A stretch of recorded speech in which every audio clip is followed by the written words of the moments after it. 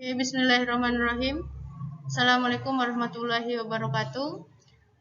Welcome to English class for grade 10 of SMK PGRI Pamijahan with me, Siti Aziza.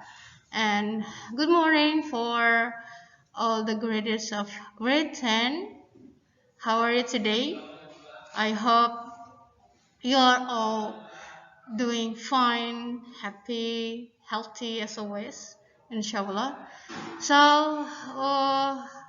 I'll make this video for the material for today. So before we start the material, I want to ask you, like this. Have you ever read a story about someone's experience? Pernah nggak kamu baca cerita tentang pengalaman seseorang? Pasti pernah ya. Atau mungkin gini, have you ever written your own stories? Atau mungkin kamu sudah pernah menulis cerita pengalaman kamu sendiri? Okay, it's actually like diaries, seperti diary atau curhatan kamu. Yeah, so about that. Jadi, so do you know what kind of text is that? Tahu nggak sih kamu jenis teks apa itu dalam bahasa Inggris? Okay, so today we are going to discuss. Oh no, discuss because this is online. So I will tell you one of the genre text like this one. Okay, recount text. Okay, so I have you ever heard about this? Pernah dengar nggak? Atau tahu nggak artinya apa sih recount text itu? Kita lihat ya. Okay. Recount text is a text that telling the reader about one story, action, or activity, and its purpose is to entertain or informing the reader. Jadi teks recount ini adalah teks yang menceritakan tentang satu cerita, action atau activity atau aktivitas kepada si pembaca. Jadi isinya itu bisa berupa pengalaman, cerita atau aktivitas-aktivitas yang ditulis oleh seseorang. And its purpose is to entertain or informing the reader. Jadi tujuannya adalah untuk menghibur atau memberikan informasi kepada pembaca. Gitu. Itu adalah penjelasan tentang recount text. Simple. Okay? Jadi kalau kamu nulis diary itu disebut dengan recount text. Okay? Jenisnya ada. Okay. Next. Here. Or a text that retell event or experience in the past ya tadi. Jadi teks yang menceritakan pengalaman-pengalaman yang sudah dilakukan di masa yang sudah lewat. Right. So what are the characteristics of recount text? Apa ciri-ciri dari teks recount ini? The first one, using past tense. Atau simpelnya kamu menggunakan kata kerja kedua. Okay? Seperti kamu mau menggunakan kata go, pergi. Nah, di teks recount ini kamu harus menggunakan when. Contohnya, I went to Jakarta last week. Nah, jadi pakai when, bukan lagi go. Okay? Atau will jadi would, and then depart jadi departed. Ini disebut dengan regular verb, ini disebut dengan irregular verb. Kamu bisa lihat di kamusnya. Atau come jadi came. Contohnya I came here yesterday misalkan. Jadi pakai kata came karena dia sudah lampau. And then see jadi saw. Okay? Itu menggunakan past tense. And then using adverb and adverbial phrase like kita menggunakan keterangan waktu di sini ya, like last August, yesterday, on the second day. Jadi jelas dia kejadiannya kapan. And then using conjunction and time connectives. Jadi menggunakan kalimat kata hubung. Like and, before, then, after that, finally. Jadi dia menghubungkan antara satu kejadian dengan kejadian lainnya. Itu characteristic of the recount text. Let's go on for this one. Generic structure of recount text. Bagian-bagian dari teks recount. Ya, ada 3 bagian ya. There are 3 structures of the recount text. The first one is that orientation, the second one events, and reorientation. Jadi yang pertama orientation. It gives the reader the background information, the information needed to understand the text, such as who was involved, where it happened, and when it happened. Jadi yang bagian orientation itu isinya informasi, latar belakang informasi yang dibutuhkan untuk teksnya. And then such as, seperti siapa yang ada di dalam cerita itu, atau di mana itu terjadi, atau kapan itu terjadi. Ini ada di bagian orientation atau pembukaan. And after that, and the second part is that events. A series of events ordered in a chronological sequence. Jadi di bagian ini adalah kejadian-kejadian yang ditulis secara runtut, chronological sequence. Ini disebut dengan events atau kejadian. And the last one is that reorientation or personal comment about the event or what happened in the end. Jadi ini biasanya isinya komentar atau saran atau apa yang ada di akhir paragraf. Biasanya sangat sedikit dan simple. Next. Nah, ini ada tambahannya. Di buku itu tidak ada ini, ya. Ada 3 jenis recount text. Yang pertama disebut dengan personal recount. Ini kelihatan. And then factual recount. And the third one is that imaginative recount.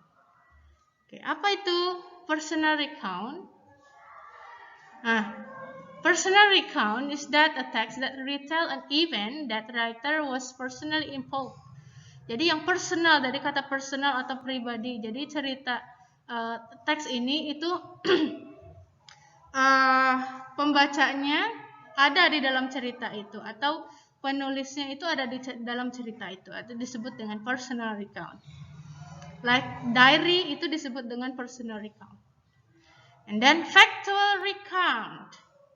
Jadi factual dari kata factual atau fakta. Jadi di sini contohnya itu kayak laporan kepolisian atau pengamatan ilmu pengetahuan, itu disebut dengan factual recount. And then imaginative recount, dari kata imaginative atau imaginary atau bayangan. Jadi ketika kamu menulis satu kondisi, satu bayangan yang itu tidak terjadi, tapi kamu bayangin itu terjadi di masa lampau, nah itu disebut dengan imaginative recount. Next. Alright, this is examples of recount text that is personal recount. Ini contoh dari personal recount ya. That I wrote. Ini yang Miss tulis, pengalaman Miss sendiri. I will try to read this text, but before that, I will tell you the part of the text. This is the title. Ini judulnya, My First Trip to Harapan Island. Trip pertama kali ke Pulau Harapan. Ini judulnya. And this one, the first paragraph is called as orientation. Ini disebut dengan orientation. The green one. Yang warna hijau disebut orientation. And then Paragraph 2, paragraph 3, and 4 and 5 itu disebut dengan events atau kejadian-kejadian yang ada di dalam cerita itu. Oke, ada di paragraf 2, 3, 4, dan 5 itu disebut dengan events atau kejadian. And then the last one is that reorientation. Oke, ini penutupnya yang berupa komentar atau kesan dari penulis. Alright, and then ini apa ya yang dicetak tebal? Nah, ini menandakan dia memakai kata kerja kedua atau bentuk past tense, bentuk lampau. Okay, please listen and read this text. So I will give you example how to read this text. So last August, I went to Harapan Island for a vacation. I went there with April, Asri, Ulan, and Haris. That was my first time to travel there. Our boat departed from Muara Angke Port to the island at 8 a.m. We arrived at Harapan Island around 12 p.m. After that, we went to our guest house that we had booked before. Unfortunately, our guest house was located far from the port, so we walked so far among the houses of the fishermen. The first thing that we did after that was performing Zuhur prayer. Then we had lunch before we decided to do snorkeling.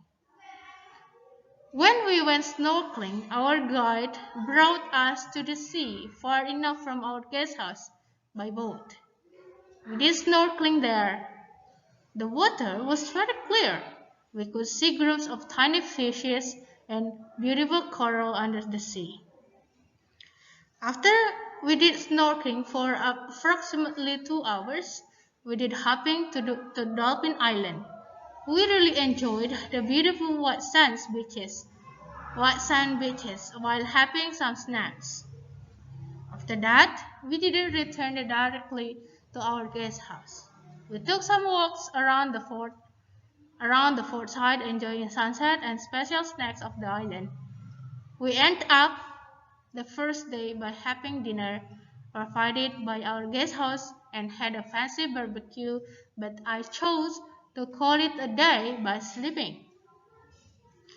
On the second day, we woke up so early to watch sunrise. We did not need to go far to watch the sunrise because our guest house was so near to the beach and we could watch the sunrise there. Unfortunately, we were late to watch the beautiful sunrise, but we still had a beautiful morning while taking pictures before having breakfast and exploring the Harapan Island. It was around 9 a.m. Our guide took us for exploring the island. Nah, ini gak kelihatan ya, sorry. Right, so ini coba jangan salah baca ini ya. Kebanyakan dari orang Indonesia bacanya Island. Oke, atau Island. Nah, harusnya ini island. S-nya silent, S-nya nggak ada, nggak dibaca. Island. Oke, right. Next. So, here to go. Ini kalian buka bukunya, ada di buku ya. Kamu isi pertanyaan-pertanyaan ini. Okay? Answer the following question. What is the purpose of the text? Where did the writer have vacation? And what did the writer and her friends do after arriving at the house? So you need to answer this question. Okay. So, what's next? Jadi, ini tugasnya ya. Ada 2 tugas untuk minggu ini. Tugas pertama, yang tadi, write your answer on the hands up. Yang teksnya ini yang Harapan Island. Nah, ada pertanyaan kamu jawab. Kamu fotokan lalu kirim ke WhatsApp, okay? And the second one, write your own recount text. Yang kedua, ini yang utamanya ya. Kamu tulis teks recount kamu sendiri, diary lah, kamu nulis diary kamu sendiri, kamu melakukan, kamu punya pengalaman, satu pengalaman kamu tulis dalam bahasa Inggris. Oke, dengan bagian-bagian yang tadi sudah dijelaskan. Ada orientation, ada events and reorientation, 3 bagian. Oke, buat sesimpel-simpel mungkin, gak harus banyak, tapi bagian-bagiannya sudah jelas, bagus gitu. Dan send to my WhatsApp. Dan kirim ke WhatsApp. No need to copy others. Jangan copy paste orang lain. Yang penting kamu tulis cerita kamu sendiri, punya kamu sendiri. Kalau itu tulisannya salah atau apa, it's okay. I will appreciate that. Oke, Miss akan apresiasi apapun yang kamu tulis, tapi kamu tulis sendiri. Oke, bukan copy punya orang lain. Thank you. Okay, so thank you very much. And the last, I hope you enjoy the video. Actually, the material is on the handout. Jadi materinya atau teksnya itu ada di buku modul kalian yang hijau. Kamu tulis jawaban di buku hijau itu, lalu kamu foto ya. Okay, thank you very much for today. See you. I hope I can see you soon at school, inshallah. So, thank you very much. Bye. Assalamualaikum warahmatullahi wabarakatuh.